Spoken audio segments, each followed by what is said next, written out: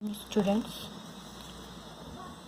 कल मैंने आपको लैंगिक जनन की विभिन्न अवस्थाएं या घटनाएं बताई थी। आज हम डिस्कस करते हैं सबसे पहले नर जनन तंत्र, मेल जेनाइटल ऑर्गन। तो मेल जेनाइटल ऑर्गन्स को मेनली हम दो भागों में बांटते हैं, प्राइमरी सेक्स ऑर्गन और सेकेंडरी सेक्स ऑर्गन। प्राथमिक जनन तंत्र और द्वितीयक जनन अंग। प्राथमिक जनन अंग क्या होते हैं? ये बहुत बार क्वेश्चन परीक्षा में पूछा जाता है कि प्राथमिक जनन अंग क्या होते हैं। ठीक है, प्राथमिक जनन अंग वो होते हैं बेटा जो युग्मक बनाते हैं और साथ साथ ऐसे हार्मोन्स भी बनाते हैं जो सेकेंडरी सेक्सुअल कैरेक्टर विकसित करते हैं। ठीक है, द्वितीयक लैंगिक लक्षण यानी कि जैसे लड़कों में आवाज़ का भारी होना, शरीर पर बालों की अधिकता होना, तो इस प्रकार के हार्मोन्स जो है इन अंगों से बनते हैं। तो उन्हें हम क्या कहते हैं? प्राथमिक जनन अंग कहते हैं, प्राइमरी सेक्स ऑर्गन कहते हैं। अभी कंप्लीट डायग्राम मैंने आपको बना के नहीं दिया है, अभी मैं छोटे छोटे सेगमेंट्स में आपको पढ़ाऊंगी। उसके बाद मैं आपको कंप्लीट मेल रिप्रोडक्टिव सिस्टम का डायग्राम बना के दूंगी।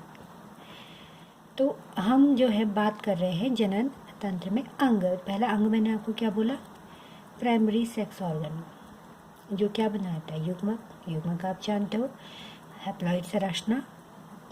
जैसे नर युग्मक क्या है? शुक्राणु है। तो इसमें हम जो अध्ययन करते हैं वो हम टेस्टिस के बारे में पढ़ते हैं, जो एक जोड़े होते हैं जिनकी संख्या 2 होती है। और ये टेस्टिस टेस्टोस्टेरोन हार्मोन्स भी बनाते हैं। द्वितीयक जनन अंग वो होते हैं जो इनकी हेल्प करते हैं। प्राइमरी सेक्स ऑर्गन की क्या करते हैं? हेल्प करते हैं। इसमें हमारी 3 चीज़ें हमको पढ़नी है। सबसे पहले हमारा एक्सेसरी ग्लैंड, सहायक ग्रंथियाँ, नलियाँ तो कुछ ट्यूब्स होती हैं जो इसमें हेल्प करती हैं। का नाम क्या है? वृषण जालिका, अधिवृषण और शुक्रवाह। अगला है बाह्य जननेंद्रियाँ। बाह्य जननेंद्रिय क्या होती हैं? मेल्स के वो अंग जो बाहर से दिखाई देते हैं। इसमें पेनिस या सिसिन आता है। अगर आप किसी मेल चाइल्ड को या मेल ह्यूमन को देखिए तो उसकी बॉडी में जो बाह्य जनन अंग आपको दिखता है वो केवल पेनिस ही दिखाई देता है। उसके अलावा कुछ सहायक ग्रंथियाँ होती हैं, जैसे शुक्राशय है, प्रोस्टेट है और बल्बो यूरिथ्रल ग्लैंड है, जिसको हम कंद मूत्रपथ ग्रंथि भी कहते हैं। तो ये धीरे धीरे आपको सब समझ में आ जाएगा। अभी हम डिस्कस करते हैं प्राथमिक जनन अंग। प्राथमिक जनन अंग क्या होता है? मैंने भी आपको बताया था, टेस्टिस, वृषण। ठीक है, वृषण क्या बनाता है? गेमीट, शुक्राणु। और हार्मोन्स क्या है? हार्मोन्स ही एंड्रोजन बनाता है। और एंड्रोजन में मेनली इसका नाम क्या है? टेस्टोस्टेरोन। एंड्रोजन हार्मोन्स का एक समूह है बेटा। Androgen is a group of hormones. और ह्यूमन के केस में मेनली सबसे ज़्यादा क्या होता है? टेस्टोस्टेरोन। याद रखेंगे इसको।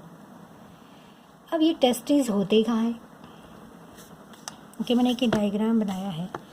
ये हमारा थोरैक्स है, वक्स, डायाफ्राम है।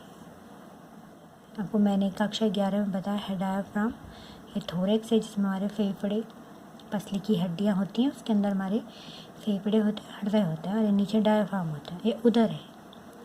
हमारा पेट है जिसमें हमारी आहार नाल के भाग होंगे, हमारी किडनियाँ होंगी। ठीक है, और भी हमारे शरीर के विभिन्न अंग इसमें स्थित होंगे।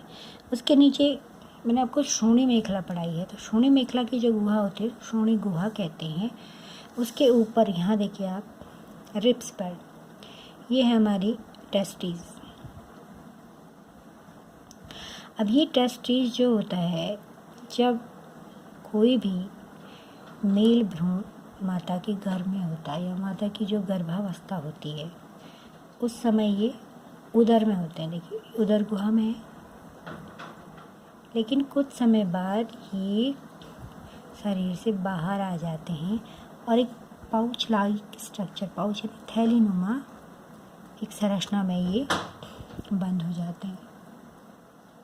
ठीक है, तो वृषण जो है भ्रूण की आरंभिक अवस्था में उदर में होता है और भ्रूण की ही बाद की अवस्था में नीचे कहाँ जाता है, वृषण कोश में आ जाता है।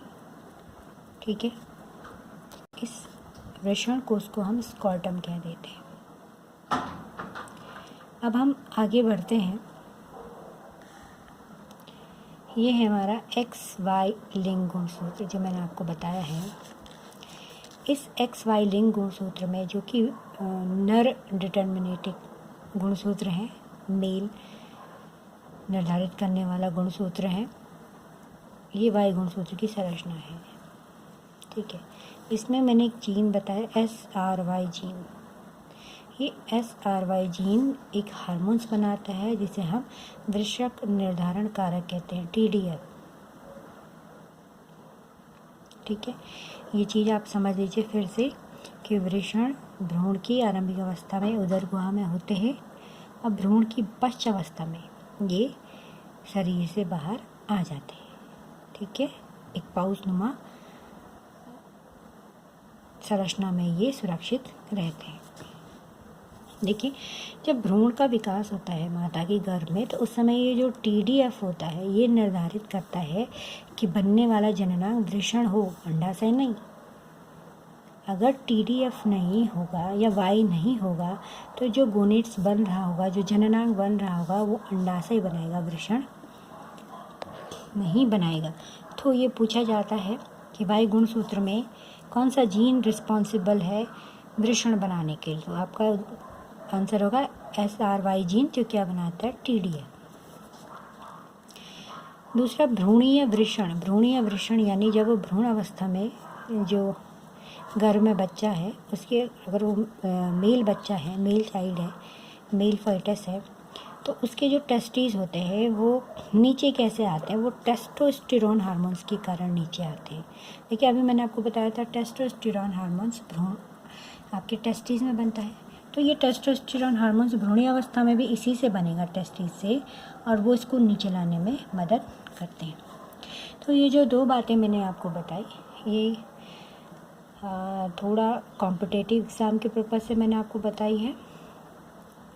नेक्स्ट जो है, देखिए, ये वृषण जो है, टेस्टिस है, ये उदर गुहा से खिसक कर कहाँ गए हैं, वृषण कोश में आ जाते हैं। और किसके थ्रू आते हैं, इसको कहते हैं इनग्वाइनल कैनाल, इंग्विनल कैनाल या वक्षण गुहा। तो ये जो इंग्विनल कैनाल होती है, इस कैनाल के थ्रू ये नीचे आते हैं बेटा, इस कैनाल के थ्रू ये नीचे आते हैं। और यहाँ नीचे एक पेशीय संरचना होती है जिसके द्वारा ये यहाँ स्थिर रहते हैं।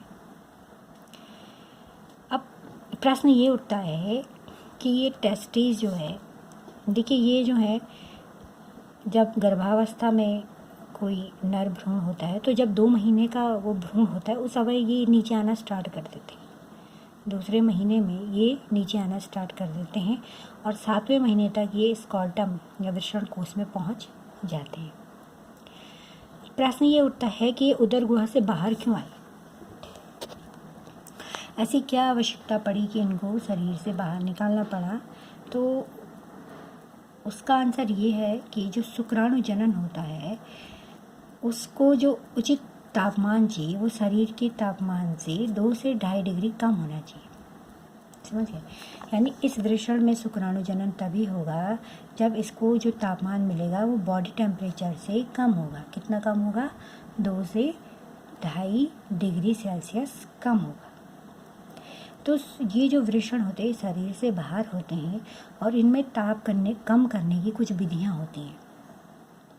ठीक है, ये जो वृषण कोश हैं इनकी संरचना इस प्रकार होती है कि इनमें जो है तापमान अपने आप ही शरीर के अंदर के तापमान से कम हो जाता है, जिससे कि इन वृषण में शुक्राणु जनन आराम से हो सकता है। तो आपको प्रश्न पूछा जा सकता है कि टेस्टिस जो है उदर गुहा से बाहर क्यों आ जाता है। आपका आंसर क्या होगा कि शुक्राणु जनन के लिए जो तापमान होना चाहिए वो उधर या शरीर के अंदर के तापमान से कम होना चाहिए, 2 to 2.5 डिग्री सेल्सियस। ये वृषण कोश या स्कॉटम में आ जाते हैं। अब दूसरा प्रश्न ये है कि वृषण कोश में ऐसी क्या सुविधा होती है कि उसमें शरीर से कम तापमान होता है। देखिए, जो वृषण कोश होता है स्कॉटम, उसकी जो त्वचा होती है फोल्डेड होती है। कैसी होती है? फोल्डेड होने से इनका सतह क्षेत्रफल ज़्यादा होता है। ठीक है, सपोज आप एक कागज़ को फोल्ड करिए, फोल्ड करने से उसका आकार कम हो जाएगा, लेकिन है तो वो पूरा कागज़, उसकी सतह तो ज़्यादा है। आपने फोल्ड करके उसकी सतह को कम कर दिया, लेकिन उसकी सतह क्या है? ज़्यादा है। तो इसी प्रकार आपने इसको फोल्ड तो कर दिया, लेकिन ये जब फैलेगा तो इसकी सतह क्या है? बढ़ेगी। तो जब ये इसकी सतह ज़्यादा होने से ये ताप नियामक का काम करता है, थर्मो रेगुलेटर का काम करता है, यानी ये बॉडी के टेम्परेचर को मेंटेन करता है। दूसरा, इस स्कॉटम में ये जो पाउच नुमा संरचना है, इसमें स्वेट ग्लैंड्स होती है, पसीने की ग्रंथियाँ होती हैं, तो उनसे बहुत पसीना निकलता है, जिससे इसके अंदर टेस्टिस का टेम्परेचर कम रहता है। अगला मैंने आपको बताया कि भ्रूण या जो ये वृषण होते हैं 2 माह की अवस्था में नीचे आना आरंभ करता है और 7 महीने तक नीचे पहुंच जाते हैं। अगला इसमें एक कंडीशन है क्रिप्टोरकाइडिज्म। ठीक है, क्रिप्टोरकाइडिज्म ये क्या अवस्था होती है? जब ये वृषण उदर गुहा में ही रह जाते हैं, नीचे नहीं आ पाते। भ्रूण अवस्था में क्या है? ये उदर गुहा में ही रह गए और नीचे नहीं आ पाए, तो इस प्रकार के मेल क्या होते हैं? स्ट्राइल होते हैं, बंध्य होते हैं, इनमें शुक्राणु जन्म नहीं होता है। अब चलते हैं वृषण की संरचना पर। ये हमारे टेस्टिस की संरचना मैंने आपको बना के दिखाई है। ये ग्रीन जो बाउंड्री है ये टेस्टिस है। रेड बाउंड्री से मैंने आपको ट्यूनिका एल्बुजिनिया दिखाया है। ट्यूनिका एल्बुजिनिया एक संयोजी उत्तक है, सघन संयोजी उत्तक, डेंस घना संयोजी उत्तक है, आपको पढ़ाया है कक्षा 11 में। ये सघन संयोजी उत्तक इस प्रकार से जाता है और ये देखिए आप इसके अंदर ये फोल्ड हो गया, वृषण के अंदर जाके अंदर जाता है, फिर डाउन आएगा, फिर इस प्रकार से इसके अंदर ये पट बना लेता है, सेप्टा बना लेता है। ये पट बनाने से ये जो वृषण है ये चैम्बर्स में, लोब्स में बढ़ जाता है, कई लोब्स में। यहाँ पे मैंने आपको 3 लोब्स दिखाए हैं, लेकिन एक टेस्टिस में लगभग 250 लोब्स होते हैं। और ये ट्यूनिका एल्बुजिनिया एक टफ संरचना है, बहुत हार्ड संरचना है। तो ये ट्यूनिका एल्बुजिनिया शुक्राणु जनन में मदद करती है, क्योंकि शुक्राणु जनन के लिए 2 चीज़ें आवश्यक है, एक तो तापमान का कम होना, दूसरा टेस्टिस के बाहर एक दाब का बने रहना। तो ये ट्यूनिका एल्बुजिनिया आपके टेस्टिस को दबाने का काम भी करती है, प्रेशराइज करने का काम भी करती है, जो कि शुक्राणु जनन के लिए आवश्यक होता है। इस लोब्यूल्स में मैंने ये छोटी छोटी ट्यूब्स बनाई हैं। ठीक है, ये ट्यूब्स हैं, इनको हम सेमिनिफेरस ट्यूब्यूल कह देते हैं, शुक्र जनन नलिकाएँ। इनको हम क्या कहते हैं? शुक्र जनन नलिकाएँ या सेमिनिफेरस ट्यूब्यूल्स। इनके नाम से ही आप समझ रहे हैं, शुक्र जनन यानी शुक्राणु बनाने वाली नलिकाएँ हैं। क्योंकि पतली होती हैं इसलिए इनको नलिका ना कह के नलिकाएँ कहते हैं, और इनके अंदर शुक्राणु बनते हैं। ये इनके बाहर जो स्पेस है इसको अंतराली अवकाश कहते हैं। अंतराली अवकाश में लेडिंग सेल्स पाई जाती हैं, इनको लेडिंग कोशिका या अंतराली कोशिका भी कहते हैं। और ये जो है एंड्रोजन हार्मोन बनाती हैं, याद रखिएगा, एंड्रोजन हार्मोन जो कि मेल सेक्स हार्मोन्स है। और एंड्रोजन में मेनली क्या होता है? टेस्टोस्टेरोन। एंड्रोजन, और एंड्रोजन के अंदर क्या है? टेस्टोस्टेरोन। एंड्रोजन एक ग्रुप है हार्मोन्स का और उसमें मेनली टेस्टोस्टेरोन ये बनाती हैं। से पूछा जाता है कि टेस्टोस्टेरोन कहाँ बनता है। देखिए मैंने बोला था वृषण एक प्राथमिक जनन अंग है, क्योंकि देखिए इसके अंदर यहाँ शुक्राणु बन रहे हैं और इसकी अंतराली कोशिका हार्मोन्स बना रही हैं, इसीलिए ये क्या है? एक प्राथमिक जनन अंग है। इसके अलावा इसमें कुछ और सेल्स आप देख रहे हैं ऊपर, इनको प्रतिरक्षात्मक कोशिकाएं मैक्रोफेजेस क्या है? देते हैं। तो इसमें मैंने आपको बताया 250 तक पालियाँ होती हैं, सेमिनिफरस ट्यूब्यूल्स होती हैं जो शुक्राणुओं का निर्माण करती हैं। इसके अलावा इसमें लेडिक सेल्स हैं, ब्लड सेल्स हैं और प्रतिरक्षात्मक कोशिकाएं हैं। आज के लिए आपको मैं इतना ही बताऊंगी, इससे आगे हम कल बढ़ेंगे। आप जितना आज पढ़ाया जाता है इसके नोट्स कल तक आप तैयार कर लीजिए।